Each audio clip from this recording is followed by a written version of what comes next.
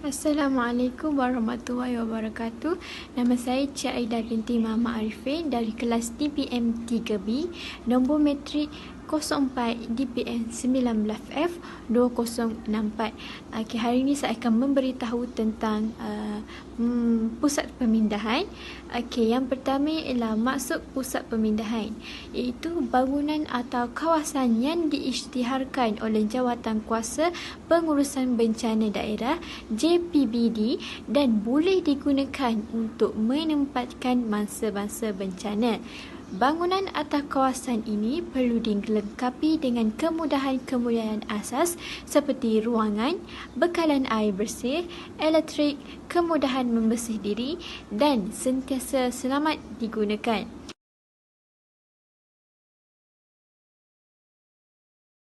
Nombor 2 ialah ta'arif bencana. Sesuatu kejadian secara mengejut dengan kehilangan nyawa, kemusnahan pada harta benda, alam sekitar dan menjejaskan aktiviti masyarakat setempat.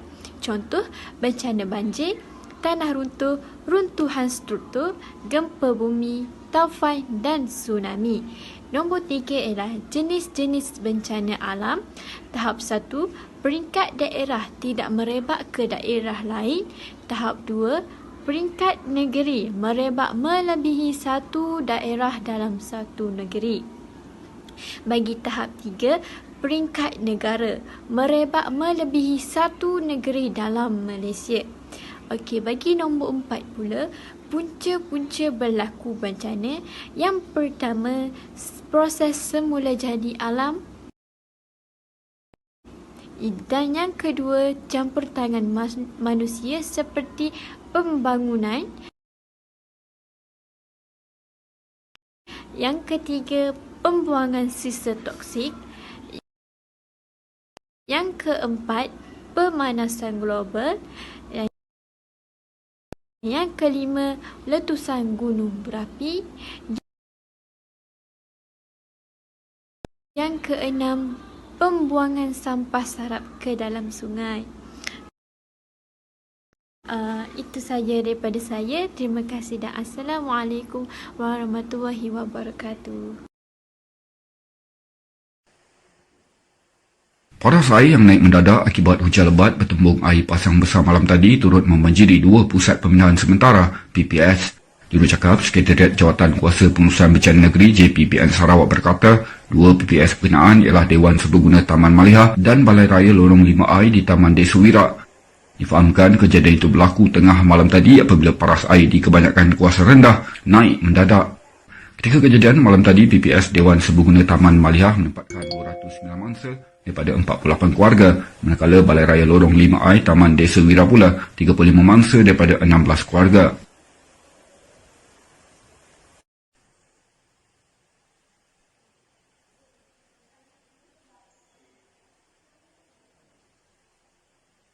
Assalamualaikum, nama saya Nik Marwani binti Cik Alias daripada kelas DPM 3B dan nombor matrik saya adalah 04 DPM 19F 2063 dan saya akan menceritakan mengenai peranan APM. Sebelum itu saya akan menceritakan apa itu APM. APM ialah Angkatan Pertahanan Awam Malaysia, iaitu agensi pertahanan awam di Malaysia yang terletak di bawah kawalan Jawatan Perdana Menteri Negeri Malaysia, dahulu dikenali sebagai JPA3 atau Rescue 911. Definisi pertahanan awam ialah meliputi apa-apa langkah yang tidak terjumlah kombat sebenar bagi mengadakan pertahanan terhadap apa-apa bentuk serangan musuh atau bencana daripada keseluruhan atau sebahagian dari akibatnya, sama ada langkah itu diambil sebelum masa, semasa atau selepas masa atau serangan bencana itu. Maksud pertahanan awam pula adalah pertahanan awam adalah program melindungi masyarakat awam daripada sebarang bencana, sama ada bencana alam atau bencana buatan manusia melalui langkah dan persediaan menghadapi bencana. Antara peranan-peranan APM adalah menjaga kebersihan pusat pemindahan, memastikan pusat pemindahan kemas teratur, menyediakan tong sampah, alat-alat membasuh. Jika tempoh yang lama, disediakan jadual kebersihan. Pastikan sisa makanan diuruskan dengan betul supaya tidak berlaku jangkitan. Berikut adalah video buletin bernama mengenai penerangan fungsi dan peranan APM daripada Datuk Seri Muhammad Salahuddin Hassan. Silakan. Timbalan Ketua Setiausaha Kanan Jabatan Perdana Menteri Datuk Seri Muhammad Salahuddin Hassan berkata peranan dan fungsi yang dimainkan APM sangat besar demi kesejahteraan dan keselamatan masyarakat di negara ini. Dan bukan sekadar dengan operasi seperti menangkap ular, memusnahkan sarang tebuan dan operasi menyelamatkan ketika musim banjir. Dan hari ini khususnya di Malaya Basin ini kita dapat bersama-sama dengan Angkatan Pertahanan Awam yang akan memberikan peredahan skill-skill survivor pada pihak media. Tentunya pihak media mengetahui apa yang dilakukan oleh pihak APM dalam mengawal selia keselamatan dan juga pertahanan negara dari aspek keselamatan awam. APM juga berperanan nak melatih seramai mungkin rakyat dalam aspek keselamatan dan pertahanan awam selain nak melakukan kerja bantuan bencana atau memberi perlindungan bagi menjamin keselamatan nyawa, harta benda sekiranya berlaku bencana.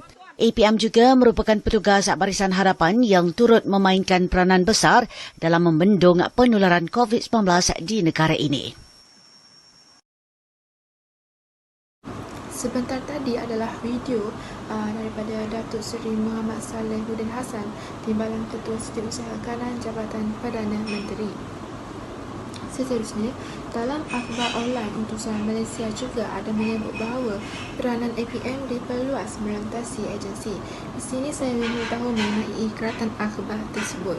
Perdana Menteri Muhyiddin Yassin mensahihkan perhargaan kepada seluruh anggota APM atas komitmen tinggi merantasi semua peringkat di samping bertungkus lumus setiap masa dalam pengurusan bencana dan kecemasan, termasuk membantu kerajaan sebagai petugas Barisan Harapan dalam mengekang penularan virus COVID-19.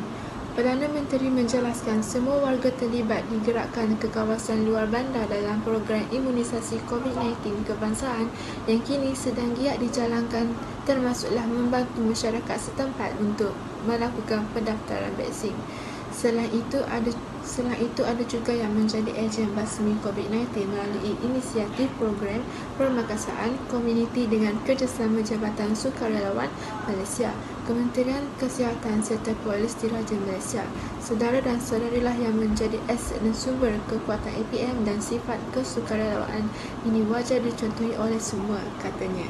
Kata beliau lagi, tema sambutan hari ulang tahun APM tahun ini iaitu pelindungan awam mapa menyelamatkan ekonomi negara amat bertepatan dengan usaha memulihkan ekonomi negara akibat kesan wabak COVID-19 yang melanda seluruh dunia sejak setahun yang lalu.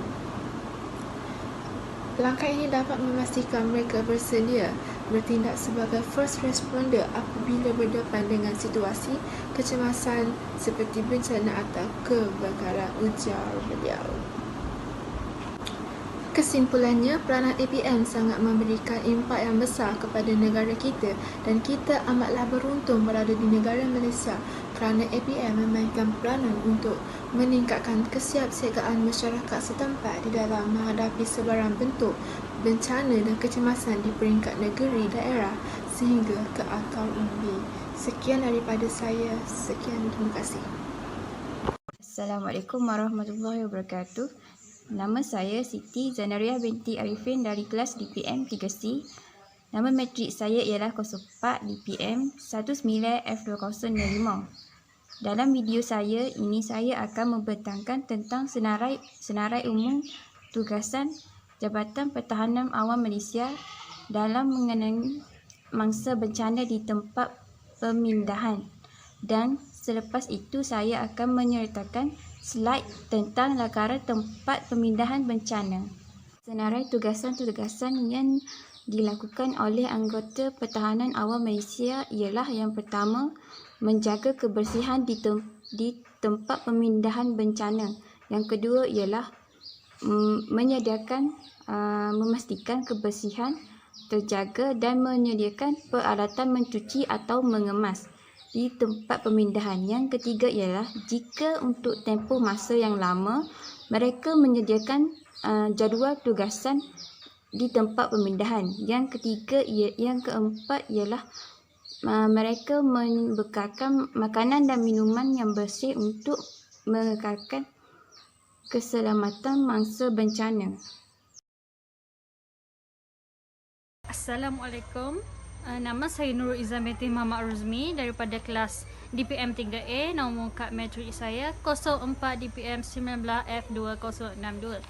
So hari ini saya akan cerita tentang banjir, pusat pemindahan banjir. So jom kita dengar. So nombor 9, perkhidmatan masyarakat yang dikendali oleh EPM. Dia di sini ada 3 poin. Poin yang pertama ialah anggota tolong, contoh-contohnya anggota tolong orang tua dan kanak-kanak, bagaimana dia bagi makan and medical check up. So jom kita tengok video sedikit lah.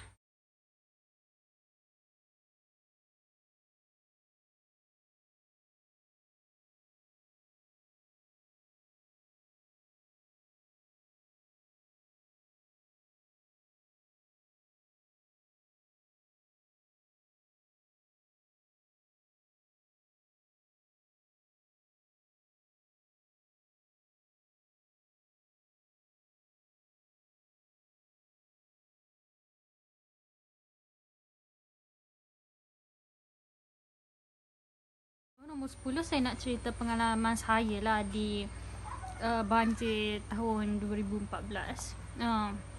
Mangsa banjir ni biasanya dia ditempatkan sekolah atau dewan mana-mana pusat lah yang kosong, seperti sekolah macam tu lah. Okey, kalau makanan ni dia ada bagi 3 kali sehari, pagi, tengah hari dan malam. So biasanya lah kalau satu tempat tu maybe lah limit dia 2,000 orang macam tu lah. So ahli kebajikan JKM ni lah yang bertanggungjawab untuk memberi makan macam tu lah. Kalau di setiap tempat ni misalkan ada 1,000, dia akan panggil tukang masak ataupun dia bagi yang bungkus je, mesti yang bersih lah kan. Kalau tak, dia macam agih-agih bekalan makanan macam tu lah. Itu yang bekalan makanan.